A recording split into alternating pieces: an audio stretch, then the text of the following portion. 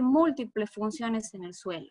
Y como decía anteriormente, podemos hablar de porcentajes muy bajos, por debajo de 1%, hasta porcentajes muy altos, por encima de este 5%, del 8%, del 10%, que inclusive cuando ustedes estudiaron los horizontes genéticos y también los horizontes diagnósticos, pudieron ver que existen horizontes que están definidos en base a esta concentración de materia orgánica que se encuentra presente sobre todo en los horizontes superficiales.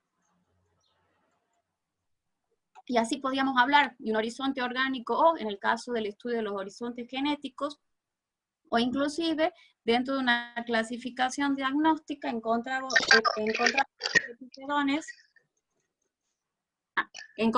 epipedones que estaban definidos, ¿sí?, en función principalmente del contenido de esta materia orgánica en relación o en proporción a un X contenido de la fracción mineral, básicamente de las arcillas. Ahora bien, nosotros hablamos de materia orgánica y necesitamos definirla, necesitamos darle un concepto a materia orgánica.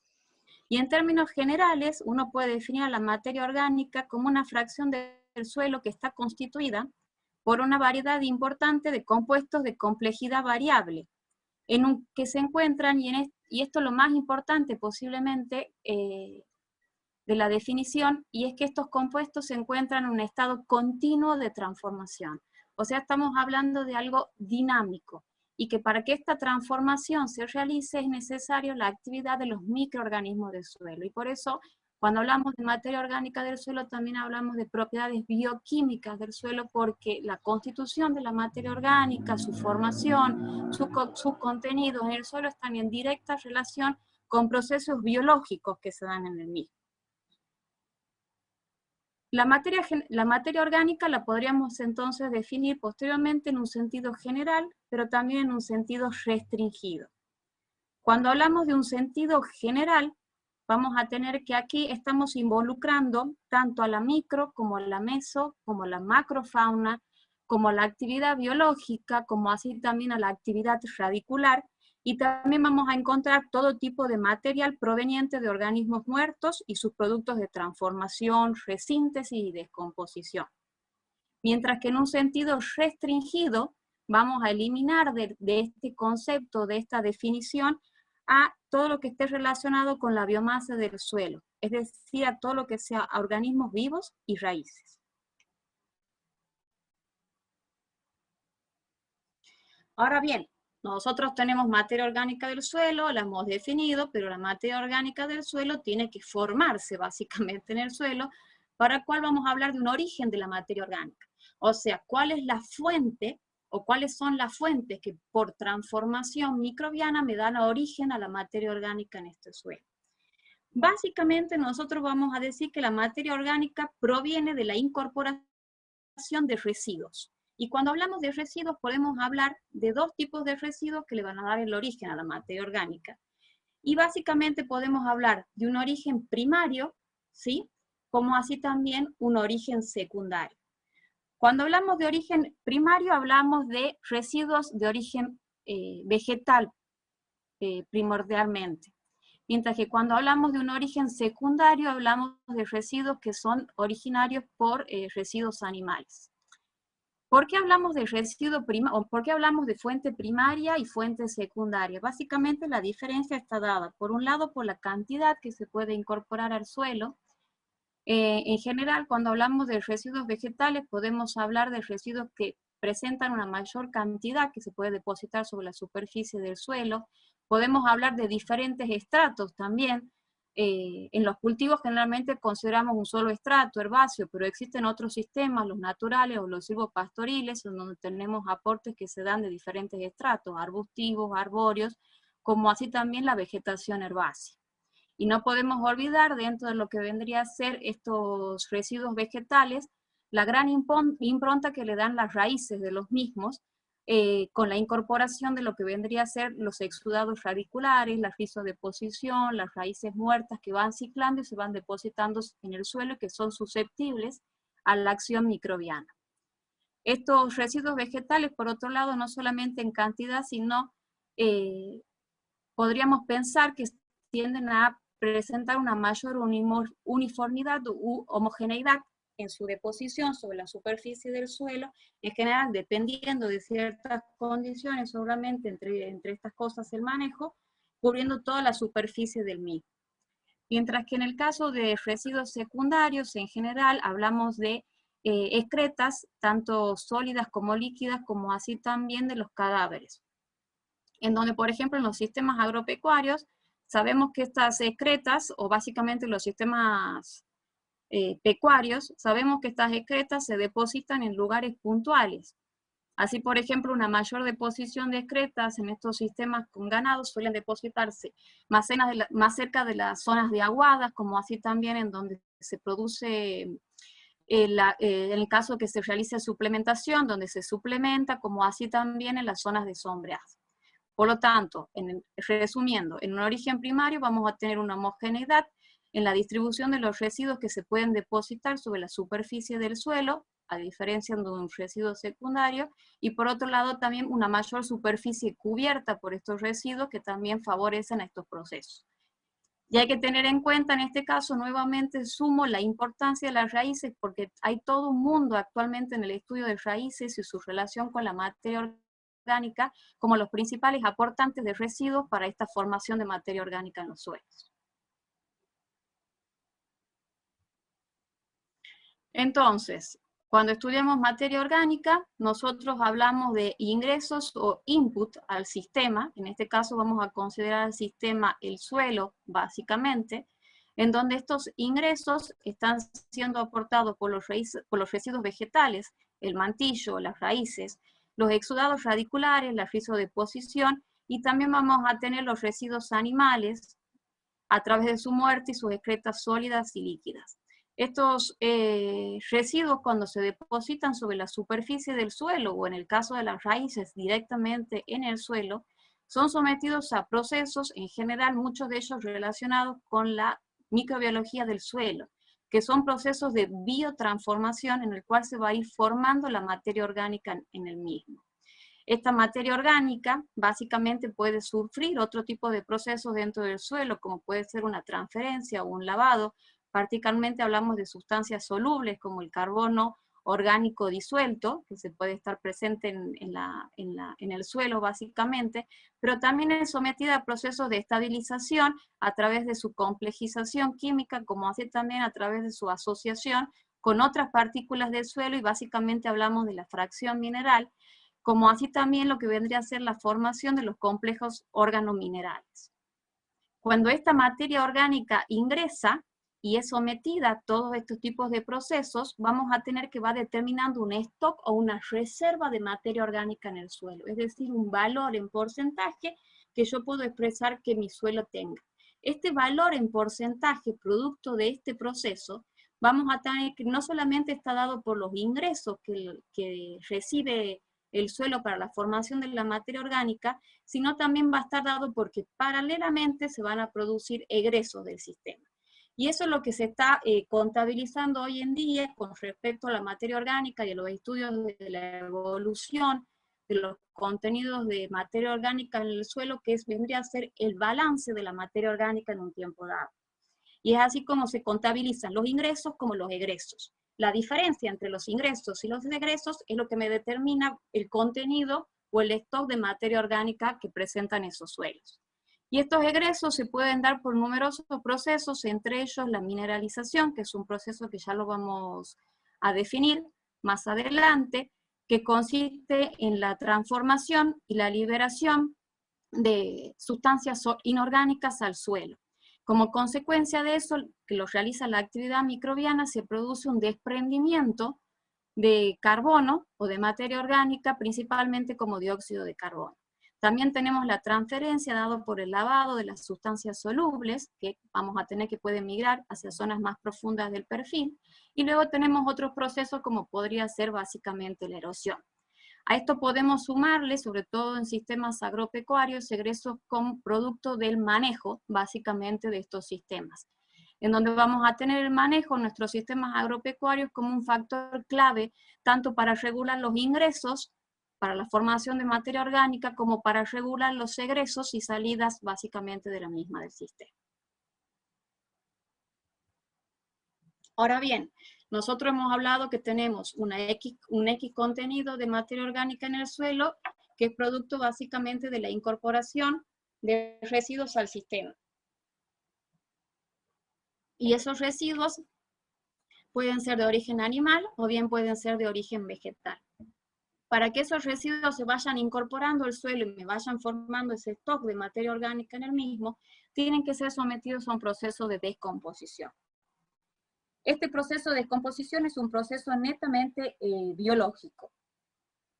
Y vamos a tener que durante este proceso de descomposición se van liberando nutrientes y se va contribuyendo a la formación de materia orgánica. Este proceso de descomposición se puede producir básicamente en dos condiciones. Por un lado vamos a tener que se puede producir en un medio anaerobio y por otro lado vamos a tener que también puede llegar a producirse en un medio aerobio. La diferencia básica que tenemos entre uno u otro es la presencia o ausencia de oxígeno básicamente. Anaerobio, en ausencia de oxígeno tenemos condiciones de anegamiento, mientras que aerobio vamos a tener la presencia de oxígeno. ¿Cuáles son las diferencias que se plantean entre estas dos condiciones en las cuales se puede producir el proceso de descomposición, más allá de la presencia de oxígeno o ausencia del mismo? Lo cual va a determinar que los productos resultantes de este proceso de descomposición sean diferenciales. Así vamos a tener que en el caso de la condición de aerobiosis, es decir, ante la presencia de oxígeno, decimos que la descomposición en este caso es un proceso básico de oxidación. Y como resultado de esta oxidación, los compuestos carbonados son oxidados por enzimas y se producen gases como dióxido de carbono, también se produce agua, energía y biomasa de microorganismos descomponedores. Entonces, uno de los gases resultantes de esta descomposición es el dióxido de carbono. A su vez, como resultado de este proceso de descomposición y de esta oxidación, vamos a tener que estos residuos que se encontraban sobre la superficie del suelo, al ser transformados por los microorganismos, van produciendo la liberación de diversos nutrientes al suelo, los cuales quedan disponibles no solamente para la planta, sino también para los propios microorganismos. Entre esos nutrientes podemos hablar de nutrientes como el nitrógeno, el fósforo y el potasio. Y el azufre, perdón. Y a medida que se va produciendo esta liberación y esta transformación, también van a ir produciéndose, por acción de la microflora del suelo, compuestos muy resistentes, en donde tenemos que en este caso vamos a ir hablando de una modificación de los compuestos presentes en el tejido original por la acción microbiana. Y paulatinamente, mientras que estos se van produciendo, también se van formando compuestos de síntesis microbiana. En el caso de una descomposición anaerobia, por el contrario, vamos a tener que hablamos de otros tipos de productos que resultan por la ausencia del oxígeno. En este caso vamos a tener que los microorganismos son, en este caso, microorganismos anaerobios, que son capaces de crecer en estas condiciones. Y en general decimos que los resultantes de este proceso de descomposición están vinculados a productos de resíntesis o que parten de un material original y que se caracterizan por encontrarse parcialmente descompuestos. En general, los productos que se forman son productos que tienen todavía un alto contenido energético en su estructura química, y en ello vamos a encontrar compuestos como los alcoholes, y también vamos a encontrar un gas que está directamente asociado con dos problemas ambientales. Por un lado tenemos el olor pestilente, y por otro lado vamos a tener los famosos gases de efecto invernadero, en donde en este caso vamos a mencionar particularmente que el gas que se produce como resultado de este proceso de descomposición es el metano, el cual está directamente asociado como gas de efecto invernadero, es decir, como un gas que se encuentra directamente vinculado con el incremento de la temperatura de la Tierra sobre la superficie, y que cobra vital importancia en los estudios agronómicos cuando se hacen estudios de balances de carbono, como hace también estudios de los balances o de las emisiones de gases de efecto invernadero, debido a que tiene un poder de calentamiento entre 26 a 28 veces la del dióxido de carbono que se genera en un proceso, por ejemplo, como de aerobiosis. Yo les voy a pedir que si tienen alguna duda, mientras que yo estoy desarrollando la clase, ya que no los puedo ver, por favor, habiliten los micrófonos y me van preguntando.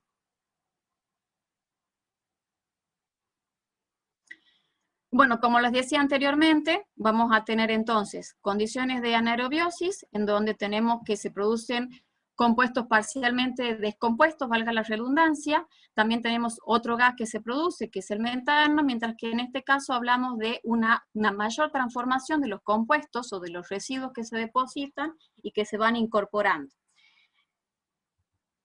Este tipo de procesos de anaerobiosis, dadas las características del mismo, generalmente si uno tiende a asociarlos con horizontes genéticos, lo podríamos asociar a la formación de horizontes genéticos o horizontes orgánicos con un gran predominio o acumulación de materia orgánica parcialmente descompuesta en el mismo, mientras que en el caso de aerobiosis podemos hablar de la formación básicamente que estaría asociado con la formación de los horizontes, de un horizonte mineral que es el horizonte A, ¿sí? En donde vamos a tener materia orgánica descompuesta en distintos estadios de descomposición, ¿sí? Y complejizada o bien en estrecha vinculación o asociación con las partículas minerales del suelo.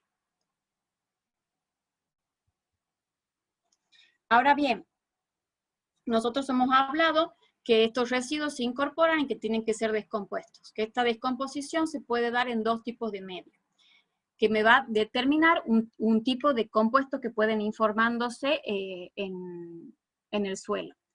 Pero estos no son los únicos factores que controlan a la descomposición de los residuos y a la mineralización.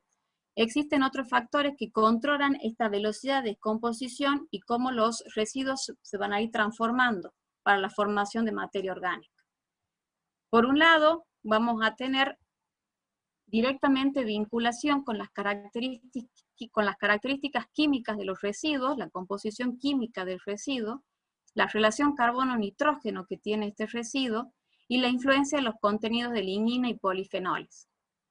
Luego vamos a tener factores físicos que están relacionados con la ubicación y el tamaño del residuo, y en este caso también podemos hablar en directa relación con prácticas de manejo, ¿sí?, de los sistemas agropecuarios.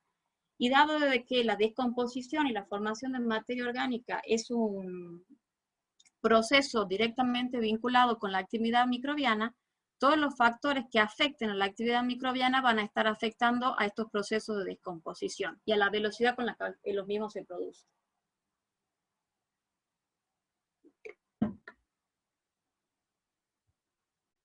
Cuando hablamos de composición química de residuos, hacemos directa relación a los tipos de residuos que tenemos presentes sobre la superficie del suelo, que tienen que ser descompuestos.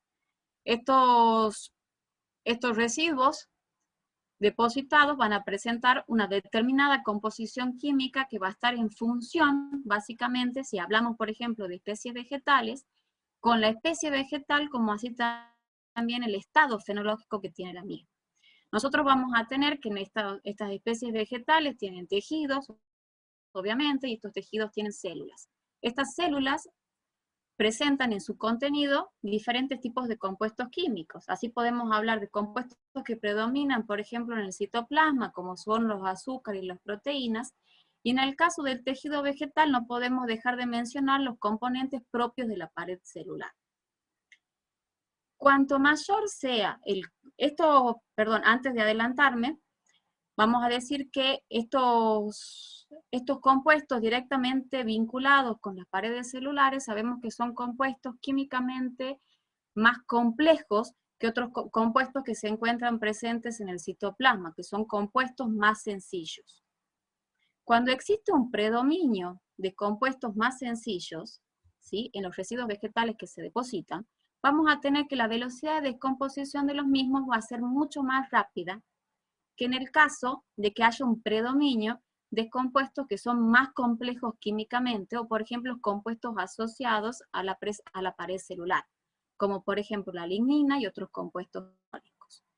Los compuestos químicos sencillos, azúcares, almidón y proteínas, van a presentar una velocidad de descomposición mucho más rápida que los compuestos más complejos químicamente, como las ligninas, las grasas, la celulosa y las hemicelulosas. Entonces, por ejemplo, eso ya me marca que podrían existir diferencias en la velocidad de descomposición de un residuo que se encuentra en estado vegetativo con respecto a un residuo que se encuentra en estado de floración o bien de crecimiento, en donde puede existir un predominio de este tipo de compuestos, ¿sí?, asociados a la pared celular con respecto a aquellos que se encuentran en un estado vegetativo. ¿Qué quiere decir que la velocidad de descomposición sea más rápida? Es decir, que el residuo tiende a incorporarse al suelo de una manera más rápida con respecto a esto, donde existe un predominio de este tipo de residuos, donde el residuo tiende a permanecer más tiempo sobre la superficie del suelo y es menos susceptible a la degradación microbiana.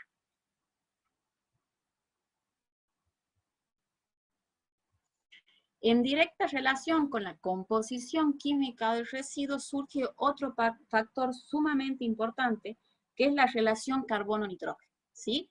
Cuando hablamos de relación carbono-nitrógeno, hablamos básicamente de un cociente. Ese cociente me relaciona las partes de carbono por cada parte de nitrógeno.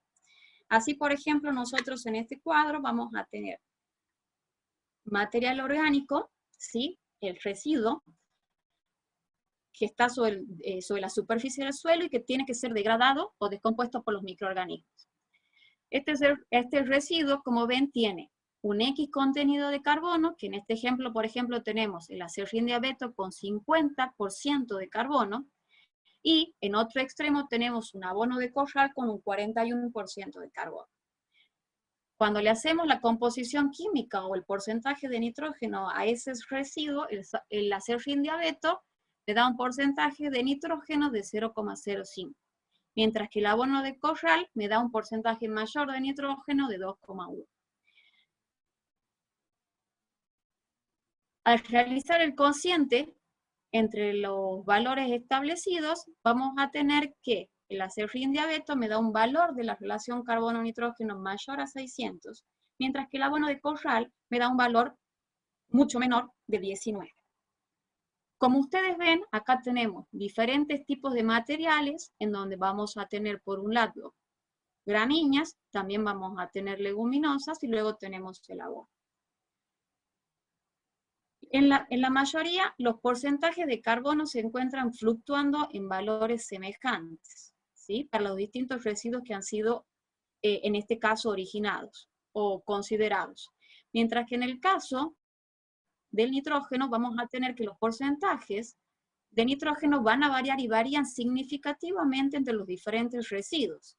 Desde porcentajes de 2,1 o 3, en el caso de esta leguminosa de la alfalfa tierna, hasta porcentajes menores a 1, con 0,7, 0,5 y 0,05.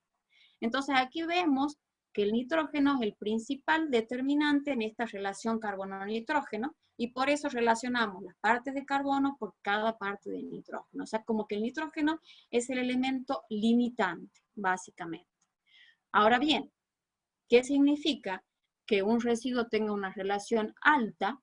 Por ejemplo, el acerrín de abeto con 600, ¿y qué significa que un residuo tenga una relación carbono-nitrógeno más baja? Por ejemplo, en este caso del 19 con respecto al abono de corral fermentado. Para ello, podemos evaluar o estudiar estas gráficas en donde vamos a tener que partimos de un residuo, como por ejemplo el acerrín de abeto, también podría ser la paja de trigo, como teníamos también en el ejemplo anterior, o el maíz, también en el ejemplo anterior, que presenta o a la cual vamos a considerar con una adición de residuos que tienen una alta relación carbono-nitrógeno. En el suelo vamos a tener una determinada concentración de nitrato en el suelo. Y hablamos principalmente de nitrato porque es la forma en que las plantas particularmente absorben el nitrógeno. Entonces, en este suelo tenemos un determinado contenido de nitrógeno como nitrato disponible para las plantas. Al producirse la adición de una cantidad de residuos con una relación carbono-nitrógeno alta, recordemos que la actividad microbiana es la que se encuentra produciendo el proceso de descomposición, y la actividad microbiana en este caso la vamos a poder observar en esta curva como el desprendimiento de dióxido de carbono producto de la misma. Vamos a tener que comienza a incrementarse por la adición de estos residuos. Pero paralelamente, cuando esta actividad microbiana comienza a incrementar, vamos a tener que la cantidad de nitrato que se encuentra presente en el suelo comienza a descender. Esto está directamente relacionado con los contenidos de nitrógeno que presenta ese residuo y por lo tanto vamos a tener con la alta relación carbono-nitrógeno de ese residuo. A los microorganismos del suelo, para poder descomponer, ¿sí?, al residuo que ha sido incorporado, toman el carbono que se encuentra presente en el mismo, pero el nitrógeno es poco disponible. Los microorganismos necesitan, porque son organismos vivos, el nitrógeno para poder producir básicamente su actividad. Tienen que producir enzimas, tienen que producir biomasa, tienen que producir proteínas para poder crecer. Como el nitrógeno es limitante en el caso de los residuos, los microorganismos van a tomar este nitrógeno que se encuentra presente en el suelo, produciendo básicamente un descenso en la cantidad de nitrato disponible en ese suelo. Por eso vamos a tener que aquí se produce un descenso muy marcado que va acompañado de un gran desprendimiento de dióxido de carbono, es decir, de un aumento en la actividad microbiana de ese suelo para poder descomponer esa adición de residuos de alta relación carbono-nitrógeno. Posteriormente vamos a tener que los microorganismos alcanzan un pico en su actividad microbiana y la misma comienza a disminuir y los microorganismos comienzan a morirse. Como consecuencia de ello vamos a tener que tienden a depositarse estos residuos que han sido originados por la biomasa microbiana, básicamente aumentando nuevamente esa disponibilidad de nitrato en el suelo. Este periodo que está aquí, en donde se produce una deficiencia muy marcada de nitrato en el suelo, es conocido como el periodo de depresión de nitrato, ¿sí? Y en este periodo de depresión de nitrato, el nitrógeno que estaba disponible para las plantas cae, y es tomado básicamente por los microorganismos del suelo para favorecer este proceso de descomposición. Y este proceso es muy importante desde el punto de vista agronómico, principalmente porque está directamente vinculado con la toma de decisiones en el manejo de los residuos, como cuándo incorporar, qué residuos incorporar, si también podemos asociarlos a la siembra, si es conveniente sembrar luego de la adición de residuos de una alta relación carbono-nitrógeno o no, capaz que seguramente no, y tengo que esperar el periodo de depresión de nitrato, etc. Ahora bien, cuando yo tengo por el contrario, como en esta otra gráfica, un determinado residuo que presenta esta relación carbono-nitrógeno, que es significativamente mucho más baja que en el caso anterior, ¿sí? Y en este caso voy a tener la curva que se encuentra por encima, la gráfica, la actividad microbiana, básicamente relacionada con también nuevamente con el desprendimiento de dióxido de carbono, y esta que está aquí está representando el nitrógeno o el nivel de nitrógeno. Vamos a tener que cuando el residuo incorporado presenta una baja relación de carbono-nitrógeno, el nitrógeno no es limitante. Y la disponibilidad de nitrógeno en suelo vamos a tener que no se ve afectada de la misma manera que en el caso anterior. Posiblemente en este caso lo podemos relacionar con un proceso en el suelo que se conoce como priming del suelo, y posteriormente vamos a tener que se produce la liberación del nitrógeno que se encuentra contenidos en los residuos, quedando los mismos disponibles para las plantas. Ahora bien, nosotros hemos hablado de una relación carbono-nitrógeno alta y una relación carbono-nitrógeno baja. ¿A qué denominamos básicamente entonces relación carbono-nitrógeno alta y baja? Están establecidos parámetros básicamente para ellos, o valores, límites. Se considera que una relación carbono-nitrógeno igual a 24 implicaría una relación de equilibrio entre lo que los microorganismos requieren para su crecimiento y para su actividad y lo que los residuos son capaces de aportar básicamente para favorecer esta demanda. Cuando la relación carbono-nitrógeno es menor a 24, ¿sí?, podríamos encontrarnos en la segunda gráfica, o sea, tenemos una liberación. Nosotros veíamos que aquí el nitrógeno soluble comenzaba a incrementarse. Vamos a tener que en ese caso hablamos de una liberación de nitrógeno del residuo al suelo. Mientras que cuando la relación carbono-nitrógeno es alta, considerándose alta mayor a 24, o sea, mayor a 24 partes de carbono por cada parte de nitrógeno, Vamos a decir que en este caso el nitrógeno debe ser tomado del suelo por la actividad microbiana.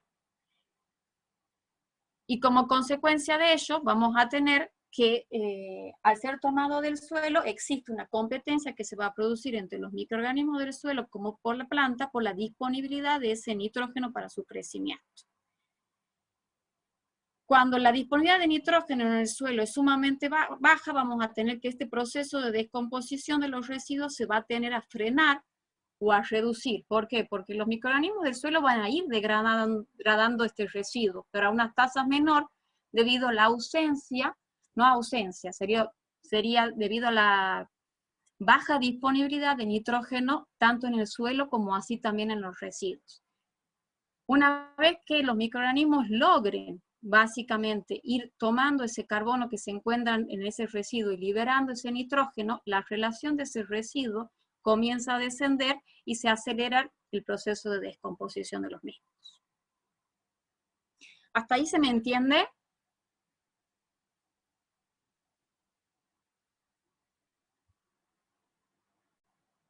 Parece que sí. Continúo.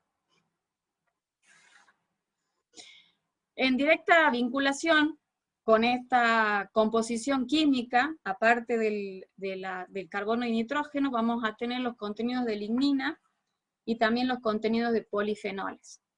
Nosotros ya hemos visto algo recientemente cuando veíamos velocidad de descomposición y su asociación con la pared celular y la velocidad de descomposición. Pero para ver un ejemplo práctico, vamos a tener aquí distintos residuos de especies vegetales que han sido incorporados al suelo, presentan diferentes partes de la planta, y estas van a presentar diferentes relaciones carbono-nitrógeno, como ustedes pueden ver aquí, y teniendo en cuenta el valor o el parámetro anteriormente establecido, podemos decir que estas tres últimas son las que presentan una mayor relación carbono-nitrógeno, por lo tanto podríamos pensar que puede existir un periodo de presión de nitrato o una competencia por el nitrógeno en el suelo, mientras que vamos a tener que los residuos que se encuentran en las dos primeras filas presentan una relación carbono-nitrógeno menor. Pero no solamente va a cobrar importancia la relación carbono-nitrógeno, sino también el contenido de lignina y polifenoles que presentan estos residuos. Así en este ejemplo, ustedes van a poder ver que el caso de la última fila, con los restos de pola de Dactyla dennis, en donde vamos a tener que son los que presentan un mayor contenido de lignina, como así también un mayor contenido de polifenoles, y que en este caso son significativamente mayores comparado con los otros residuos que se han depositado sobre la superficie del suelo, la tasa de descomposición de ese residuo es significativamente menor comparada con los otros residuos. En donde vamos a tener, por ejemplo, que el caso de estas leguminosas como gliciridia y leucaena, la tasa de descomposición de las mismas son significativamente mayores con respecto a los restantes. Directamente asociado, fíjense, a bajo contenido de lignina con respecto a la última especie registrada, con un bajo contenido de polifenoles, pero también con una marcada relación carbono-nitrógeno baja. En términos generales, vamos a tener que se considera que a porcentajes mayores del 20% de lignina, que vendría a ser el caso, como así también mayores del 3% de polifenoles, que también vendría a ser el caso de esta especie registrada, junto con una relación carbono-nitrógeno alta, vamos a tener que la descomposición se enlentece, o la podremos asociar a procesos de descomposición más lentos.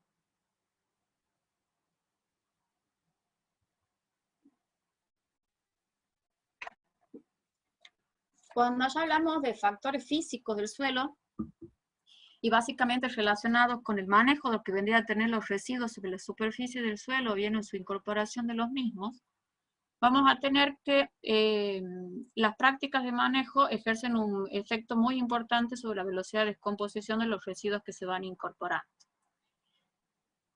Así vamos a tener que sistemas de labranza convencional o el pasaje de rasta tienden a aumentar los procesos de velocidad de descomposición de los residuos. Esto por un lado vamos a tener que se produce primariamente porque estamos incorporando estos residuos al suelo, con lo cual favorecemos la superficie de ataque de los microorganismos del suelo, el contacto directo entre los mismos y los residuos, como así también vamos a tener que estamos oxidando o inyectando un plus de oxígeno a estos suelos, con lo cual aceleramos los procesos de descomposición.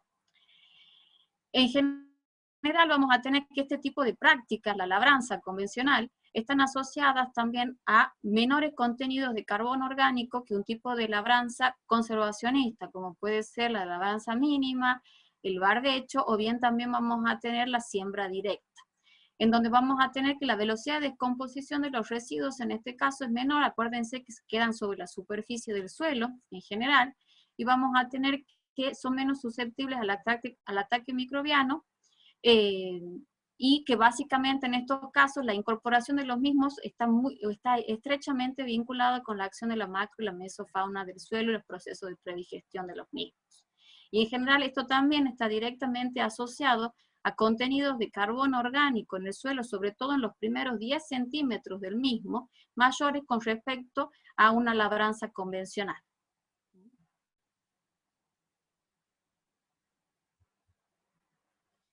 Como todos estos procesos están vinculados a la actividad microbiana, todos los factores que se encuentren afectando a la misma van a afectar de una manera positiva o bien negativa a la actividad microbiana y al proceso de descomposición. Así vamos a tener que podemos evaluar factores como pH del suelo, temperatura del suelo, humedad y en directa vinculación la aireación. En el caso del pH del suelo, la mayor parte de los microorganismos, si bien existe un amplio rango de los mismos, se van a encontrar trabajando o ejerciendo sus actividades dentro de un rango cercano a la neutralidad. Pero ya sabemos que podemos encontrar microorganismos que se encuentran en suelos ácidos, donde tenemos un predominio de hongos, mientras también podemos hablar de microorganismos que se encuentran en suelos alcalinos, básicamente. Pero el mayor rango lo podemos encontrar aquí en las zonas cercanas a la neutralidad. En cuanto a la temperatura, también existe una clasificación de microorganismos que se pueden estar presentando en temperaturas más extremas, a los 30 grados centígrados, o bien inferiores a los 24 grados centígrados del suelo, pero se considera en términos generales que la mayor actividad microbiana está registrada dentro de esta temperatura correspondiente a un rango de microorganismos mesófilos, ¿sí? Principalmente. La aireación está directamente relacionada con la provisión de oxígeno, básicamente, y en este caso vamos a tener que, se considera que la mayor cantidad de microorganismos presentes en el suelo, ya sea son anaerobios facultativos o bien aerobios, o sea que requieren básicamente la presencia de oxígeno para poder desarrollar sus actividades. Es posible esperar que en este caso nos podemos presentar, por ejemplo, suelos compactados, ya que no tenemos, ya que hay una disminución de la porosidad total de estos suelos, vamos a tener que la actividad microbiana se puede ver restringida con respecto a esta situación. Los microorganismos del suelo necesitan agua para poder realizar sus funciones y para poder vivir. Se considera que aproximadamente un 60% del espacio poroso con agua es el adecuado para que las actividades microbianas puedan realizarse con normalidad, sin verse afectadas en gran proporción.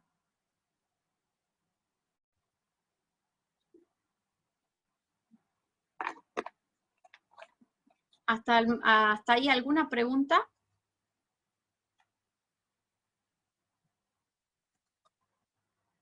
No, profesora. Gracias. ¿Está claro entonces? ¿Se va entendiendo? ¿O no? Sí, sí, sí. Sí, sí. Bueno. Entonces, nosotros hemos hablado de descomposición, ¿verdad? Como uno de los primeros procesos para que esos residuos se incorporen en el suelo. Hemos dado una definición de materia orgánica y hemos hablado que en esta definición de materia orgánica vamos a tener diferentes compuestos en distintos estados de transformación, ¿sí? Hemos hablado de una definición en sentido restringido y hemos hablado de una definición en sentido general. Acuérdense que la diferencia básica está dada por la consideración o no de la biomasa del suelo. Y cuando hablamos de biomasa del suelo, por ejemplo, aquí hablamos de organismos vivos y raíces, como así también de tejido muerto que identificar. Entonces, los residuos se depositan sobre la superficie del suelo y tenemos un proceso de descomposición que va permitiendo, que va asegurando la transformación de esos residuos y en su paso, la liberación y asimilación de diferentes tipos de nutrientes. Una vez que estos residuos van siendo incorporados en el suelo, continúan estos procesos de transformación y se produce también una polimerización, de todos estos residuos a compuestos cada vez más complejos químicamente y también de elevado peso molecular. Este proceso en el suelo es conocido con el nombre de humificación, y como resultado de esta humificación se produce la formación de humus. Desde el punto de vista de las definiciones de materia orgánica que recientemente hablábamos, podríamos definir que humus está directamente relacionado con la definición de materia orgánica en sentido restringido, básicamente.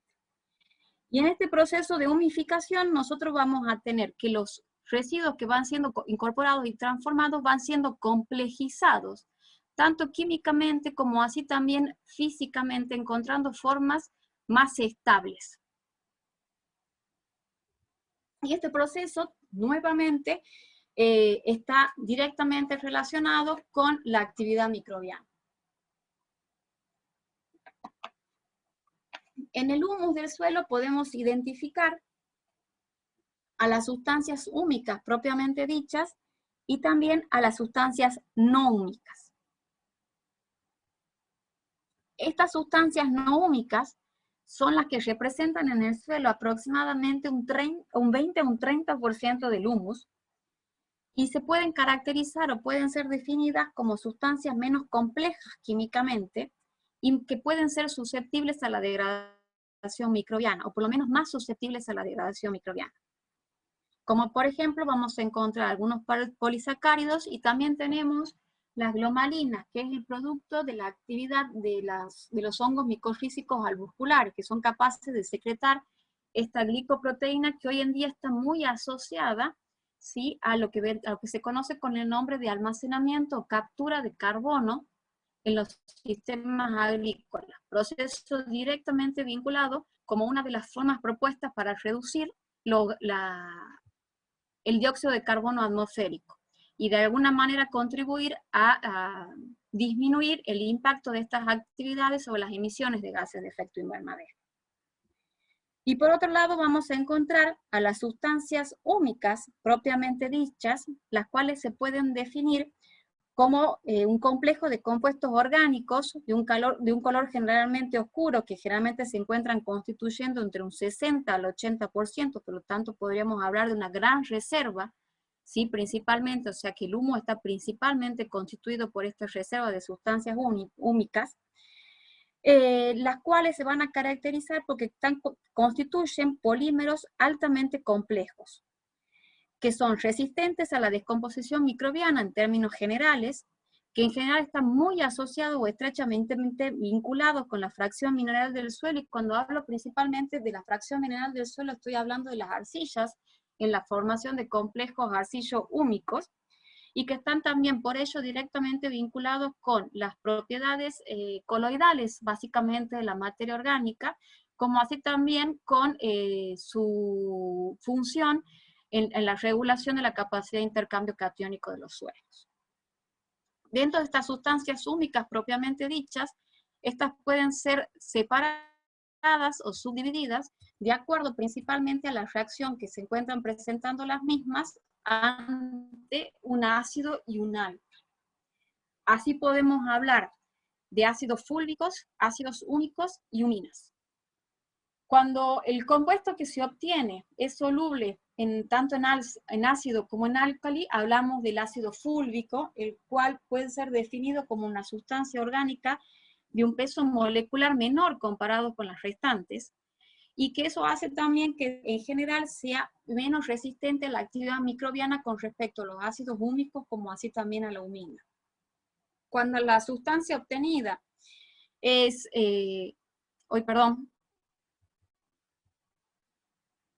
es soluble en álcali, pero es insoluble en ácido, hablamos generalmente de ácidos húmicos, que generalmente pueden ser definidas como sustancias de un peso molecular medio que presentan, por lo tanto, una resistencia a la degradación microbiana intermedia.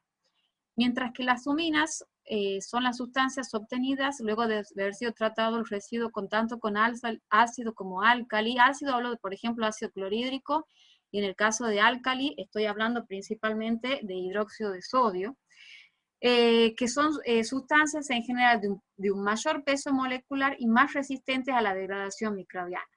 Cabe destacar que en ninguna de estas sustancias podemos hablar de una composición química conocida o definida, sino que todas las que se encuentran aquí en la gráfica son modelos propuestos. Lo importante de estas gráficas que ustedes pueden observar es que estos modelos propuestos nos están mostrando sustancias químicamente muy complejas que presentan una gran cantidad de anillos fenólicos en su composición, lo que las hace mucho más resistentes a la degradación microbiana. Y comparadas entre sí, podemos ver aquí los ácidos fúlvicos como sustancias más sencillas con respecto a esta propuesta de humina que se analiza químicamente.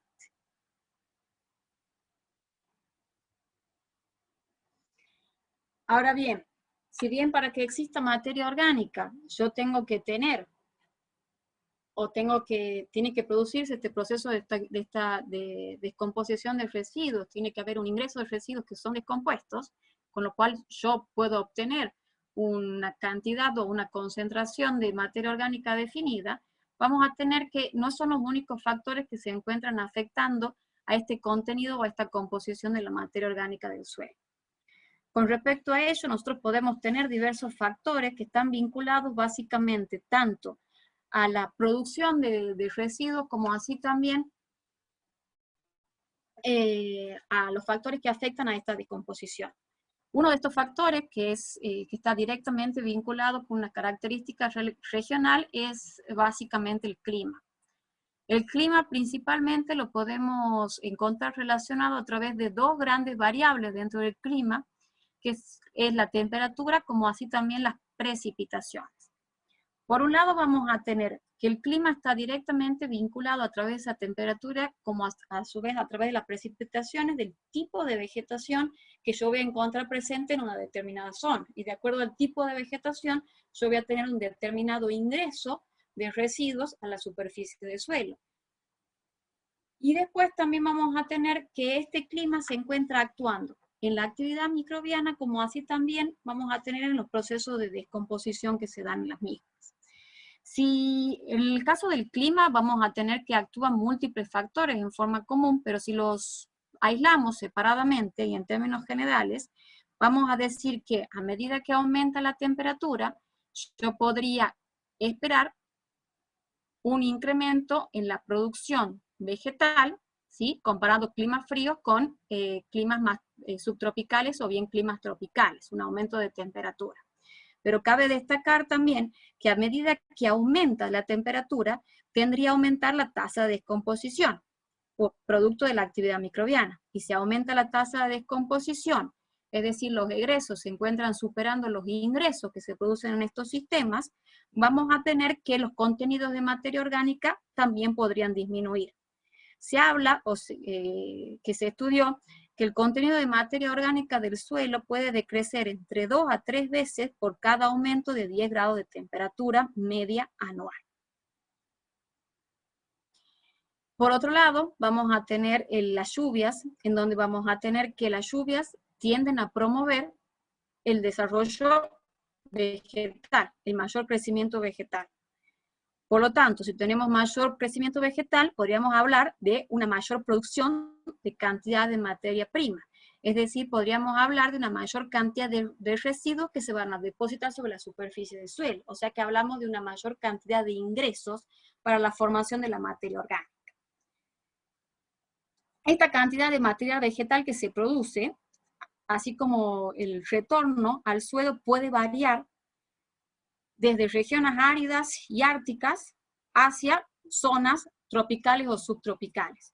Es por eso que es posible esperar que en regiones áridas o en regiones árticas, donde la producción o el crecimiento vegetal es menor, podríamos esperar también menores contenidos de materia orgánica que en aquellas regiones, como por ejemplo las zonas tropicales. Aquí en esta tabla ustedes ven ejemplos de diferentes tipos de biomas que están asociados con diferentes condiciones climáticas, en este caso principalmente definidas por la temperatura y la humedad, y cómo este tipo de clima afecta a la vegetación y a través de la vegetación los distintos contenidos de materia orgánica en estos suelos.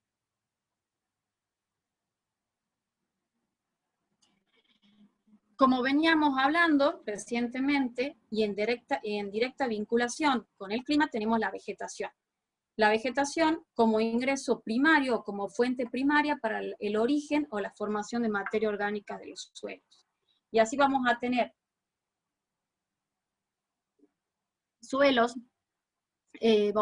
suelos que se desarrollan bajo una vegetación boscosa o bien bajo una vegetación de un sistema de monte o un sistema silvopastoril, en donde vamos a tener diferentes tipos de estratos. Tenemos el estrato arbóreo, tenemos el estrato arbustivo y tenemos el estrato herbáceo con diferentes aportes en diferentes tipos de tiempo, en diferentes periodos del año, lo que me hace pensar que posiblemente esos niveles de materia orgánica en estos suelos van a ser significativamente mayores que en otro tipo de suelos de una zona árida, desértica, con un menor contenido, con una menor proporción de vegetación, como así también de aportes de residuos sobre esta superficie de suelo. A su vez, entre cultivos, lo que es en este caso una leguminosa, o en este caso una gramínea, como así también los sistemas pastoriles de pasturas perennes, en donde tenemos una continua deposición de residuos sobre la superficie del suelo, ni que hablar del gran aporte que hacen las raíces por debajo de la superficie del suelo para favorecer los contenidos de materia orgánica.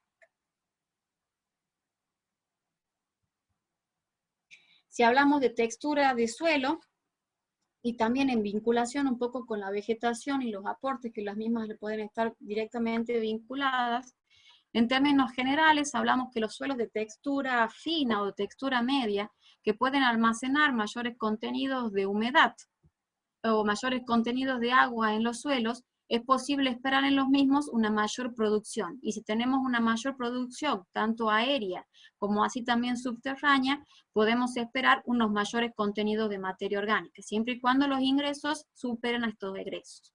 Por otro lado, vamos a tener que en estos tipos de suelos, con un mayor contenido de humedad, y también vamos a tener fracciones finas, la materia orgánica puede estabilizarse y asociarse a, a las arcillas, formando complejos estables en el tiempo que son menos resistentes a la actividad microbiana. Entonces, hablamos de una protección física y también una protección química de la materia orgánica, pudiendo esperar contenidos mayores de materia orgánica en estos suelos, con respecto a los suelos arenosos, donde por un lado podemos hablar de suelos menos productivos en términos de crecimiento vegetal, por lo menos desde el punto de vista de ecosistemas naturales, como así también de una mayor oxidación u oxigenación en estos suelos con respecto a los suelos de texturas finas o texturas medias. Y no menor, en los sistemas agropecuarios hablamos de las prácticas de manejo. Las prácticas de manejo tienen una gran incidencia en los contenidos de materia orgánica de los suelos. Es por eso también que es ampliamente estudiado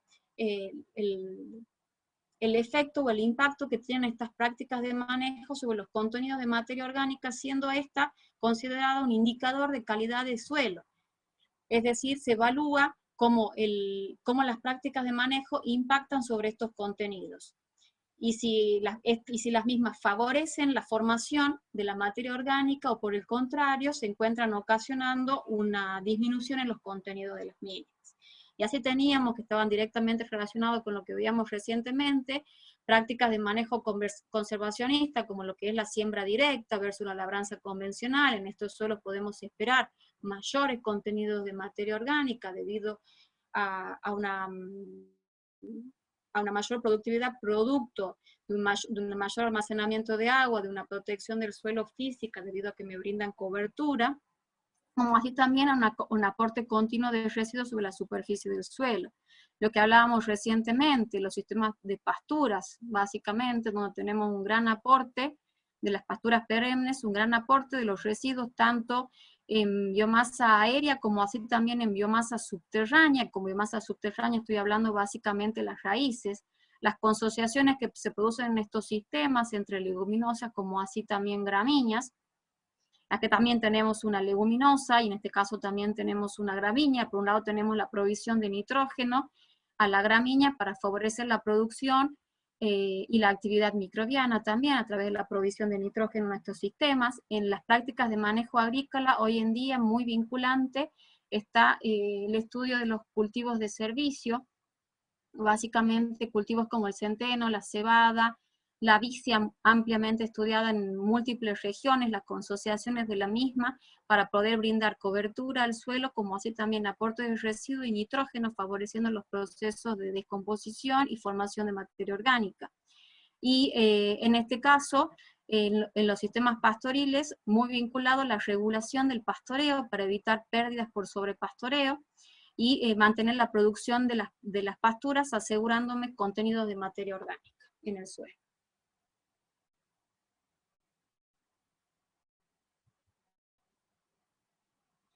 Pero así como hablamos de contenidos de materia orgánica y directamente en vinculación con factores como el manejo, vamos a tener que surgen los conceptos de cantidad y calidad de materia orgánica que se encuentra presente en el suelo.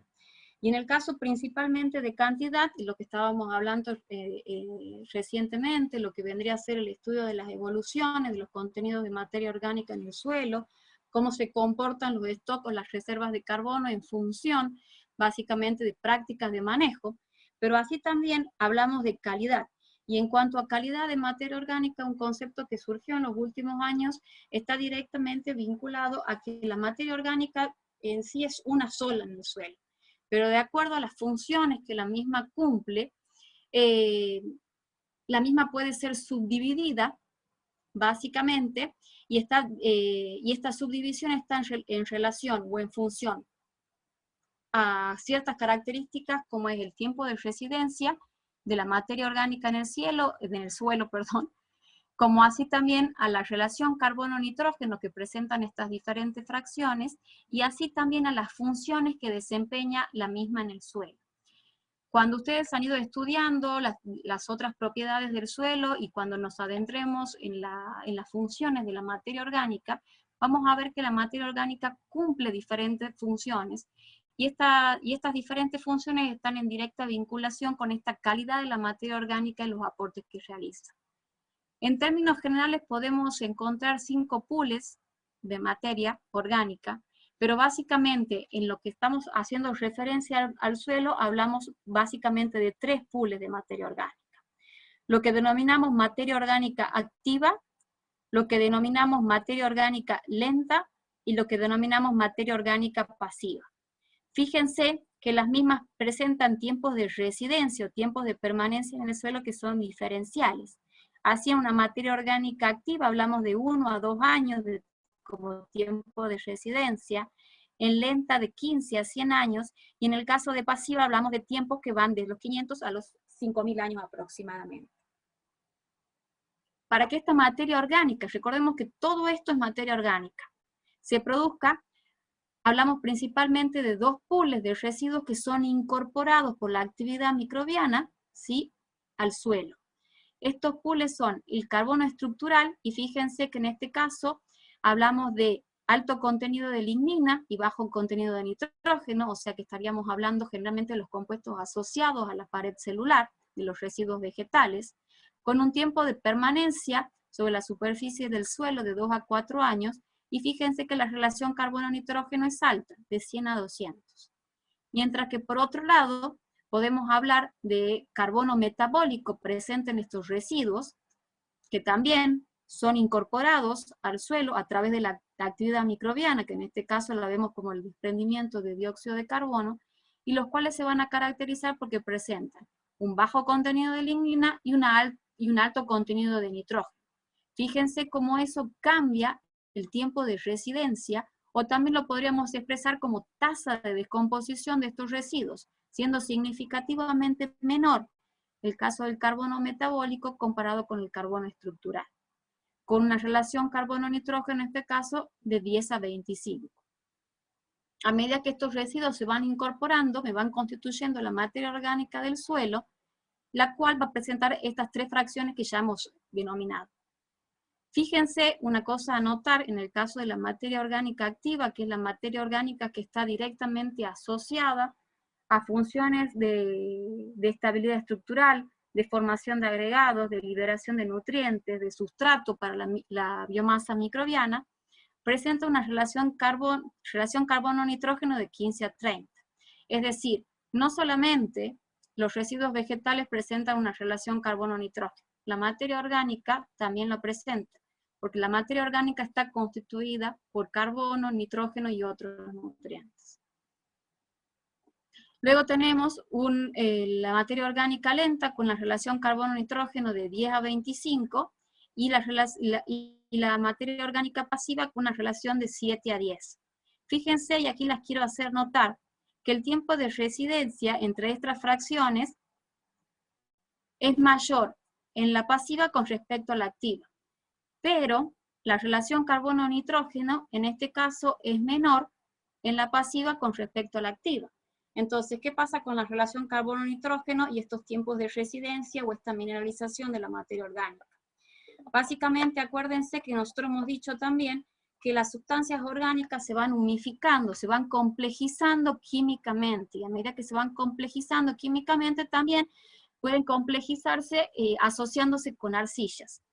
De esta manera vamos a tener que van siendo cada vez más resistentes a la actividad microbiana. Y esto constituye un pool y es la manera que tiene el suelo de reservar materia orgánica, es su manera de conservar materia orgánica, es a través de esta complejización. Entonces, si bien vamos a tener que presentar una relación carbono-nitrógeno menor, es más resistente, al ataque microbiano en directa relación con esta complejización química, como así también vamos a tener una asociación física que también presenta asociada a los microagregados del suelo. Una protección.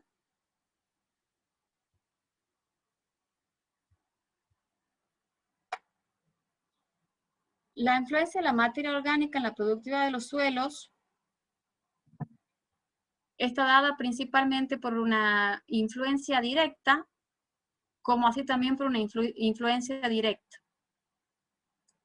Esta parte de la clase está muy bien explicada en la cartilla, nosotros yo particularmente voy a hacer mención a la misma. Ustedes tienen mi contacto, mi mail de contacto, cualquier duda que tengan con respecto a lo que se venía dando, a lo que se presentó, como así también a lo que vamos a ver ahora, no tengan ningún problema, me escriben, y si es necesario hacemos una consulta, una reunión de Google, etcétera, para poder adentrarnos más en los temas. A esto, como yo les decía, los vamos a mencionar básicamente y ustedes lo van a poder ver con mayor detalle dentro de lo que vendría a ser la cartilla que está en la página de la cátedra de Dafología.org.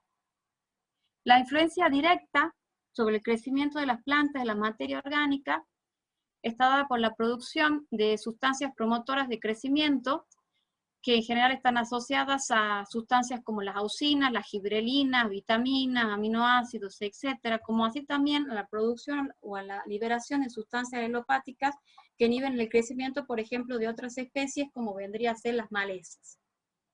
Y la influencia indirecta que tiene la materia orgánica sobre la productividad de los suelos está en directa relación con otras propiedades del suelo, como son las propiedades físicas, químicas, físico-químicas y biológicas, que ustedes ya, a medida que han tenido las clases anteriores, las fueron observando, las fueron mencionando los otros profesores. Así, por ejemplo, en propiedades físicas, ustedes ya vieron que favorece la agregación, la estabilidad estructural, la materia orgánica es fundamentalmente una sustancia ligante. En los suelos arcillosos ayuda a disminuir la plasticidad, la cohesión y la adhesividad. En los suelos arenosos favorece la cohesión de los mismos. Aumenta la capacidad calorífica de los suelos, aumenta la permeabilidad y la retención hídrica y reduce la erosión. Dentro de propiedades físico-químicas, ustedes ya evaluaron y estudiaron el rol de la materia orgánica como un coloide, que es básicamente un coloide orgánico que presenta una elevada una elevada capacidad de intercambio catiónico. Y también vieron que está directamente vinculada con la capacidad del buffer de los suelos. Y esta materia orgánica retiene gran cantidad de cationes nutrientes como el calcio, el magnesio, el sodio, el potasio, las cuales se encuentran en formas fácilmente intercambiables. Dentro de las propiedades químicas, la materia orgánica es una fuente fundamental de nutrientes, macronutrientes y micronutrientes.